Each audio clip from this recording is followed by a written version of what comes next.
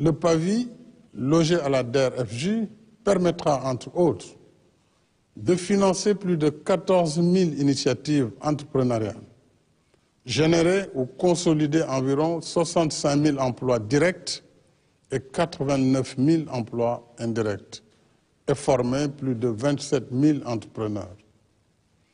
D'autres mécanismes sont aussi consacrés à l'entrepreneuriat, l'auto-emploi et la formation, comme le Fonds national de la microfinance, le programme Formation École Entreprise et les centres de formation professionnelle et technique, dont 15 seront réceptionnés en 2021.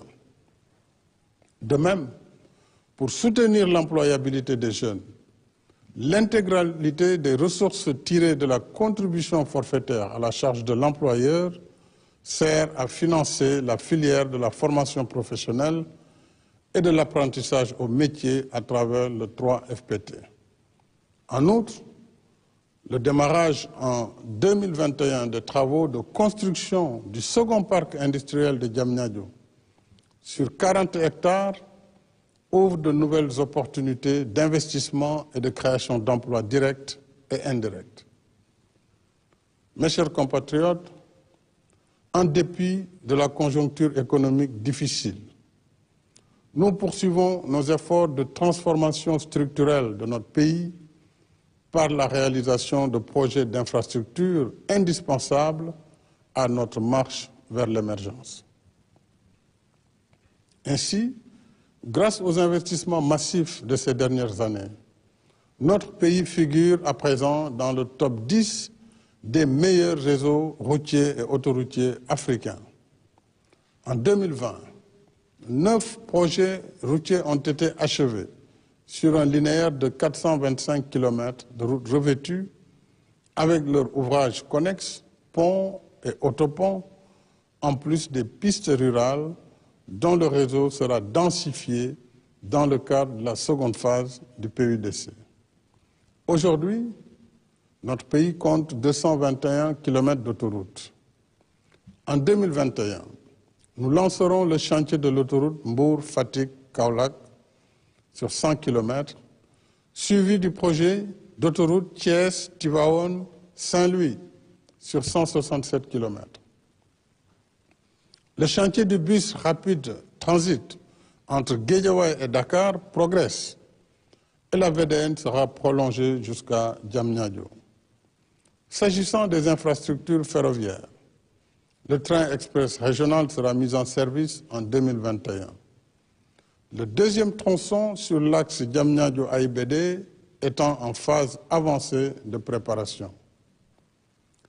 Avec la réhabilitation du chemin de fer Dakar-Tambacounda qui débutera en 2021, nous ferons revivre et prospérer toutes les activités liées au transport de masse des personnes et des biens par voie ferroviaire. Concernant les infrastructures portuaires, les travaux du port vraquier de Bargny-Sendou se poursuivent. Je suis également heureux d'annoncer qu'après 3 années de négociations, nous avons conclu avec notre partenaire stratégique les accords relatifs à la construction du méga-projet de port du futur à Ndayane sur 1200 hectares. Avec la première phase, c'est le plus important investissement privé de l'histoire du Sénégal pour réaliser le plus grand port multifonctionnel de l'Afrique de l'Ouest avec un tirant d'eau de 18 mètres. L'État sera actionnaire dans la société concessionnaire et il l'est désormais pour les autoroutes à péage. Une fois achevé, ce projet à forte intensité de main-d'œuvre contribuera à décongestionner Dakar et attirera d'autres investissements au sein de la zone économique spéciale jumelée au port. S'y ajoute que notre pays vient d'adhérer à l'initiative dite Passeport logistique mondial qui, en intensifiant considérablement le volume des activités de fret, le projette dans le cercle restreint des plus grandes plateformes maritimes et logistiques mondiales. Sur le volet aéroportuaire, l'AIBD verra sa plateforme technique renforcée avec la construction d'un centre de maintenance aéronautique.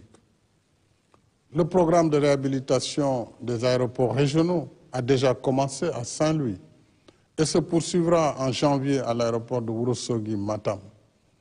Ces chantiers et celui de Kaolack seront livrés en 2021, en même temps que vont démarrer les travaux pour Ziguinchor, Tambacounda et Kédougou, ainsi que les études pour les aéroports de Kolda, Sédhiou, Cap Skirring, Linguère, Podor, Bakel et Simenti.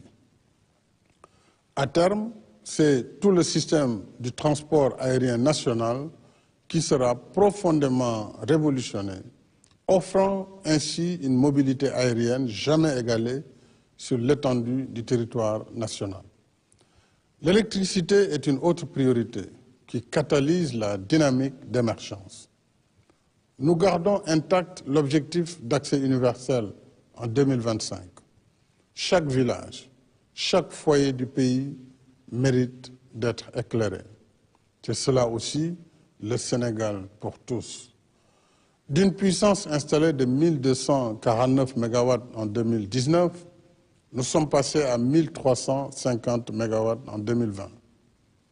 Le programme d'installation de 50 000 lampadaires solaires étant achevé, nous lancerons en 2021 un nouveau programme de 100 000 lampadaires solaires pour couvrir l'ensemble des communes du Sénégal et un projet d'électrification solaire de 1000 villages qui s'ajoutera à celui en cours pour 300 villages. De même, le PUDC lancera un nouveau chantier d'électrification de 2000 villages qui bénéficiera à 433 144 habitants et augmentera ainsi de 11,36% le taux d'électrification rurale. Je me réjouis également de la signature en octobre dernier du contrat de construction d'une centrale électrique à gaz de 300 MW à capitaux entièrement sénégalais. Cette première de l'histoire du Sénégal dans ce domaine illustre de façon concrète l'application de la loi sur le contenu local pour l'exploitation future de nos ressources gazières et pétrolières. Mes chers compatriotes, avec un budget de 4 589 milliards de francs CFA contre 4 251 en 2020, 2021 devra être une année de relance de l'activité économique, en dépit des aléas liés à la pandémie. C'est l'objet du plan d'action prioritaire, ajusté et accéléré, PAP 2A, issu du Conseil présidentiel du 21 septembre et du nouveau cadre juridique du partenariat public-privé. Le combat pour le développement se gagne d'abord par l'état d'esprit. Plus que jamais, nous devons rester d'attaque et garder le cap sur l'objectif d'émergence à l'horizon 2035, en reprenant avec confiance et détermination notre trajectoire de croissance. Cet objectif est à notre portée parce qu'il prend forme dans tout ce que nous sommes en train de faire, notamment la réalisation d'infrastructures, la quête de la souveraineté alimentaire, la transformation structurelle de l'économie, la formation de nos ressources humaines, la politique d'équité territoriale et d'inclusion pour l'accès de tous aux services sociaux de base. Voilà le chemin de l'émergence. Et sur la voie de l'émergence, il n'y a ni temps à perdre, ni force à disperser, ni intelligence à divertir. C'est pourquoi j'ai prescrit au gouvernement de rester dans le temps de l'action, qui signifie fast track, travail et résultat. Et c'est pourquoi je continuerai à dialoguer pour rassembler toutes nos forces et nos intelligences au service du destin national, notre cause commune. Car de tout temps, c'est dans l'unité et la stabilité qu'une nation qui aspire à l'émergence trouve la force qui féconde son progrès économique.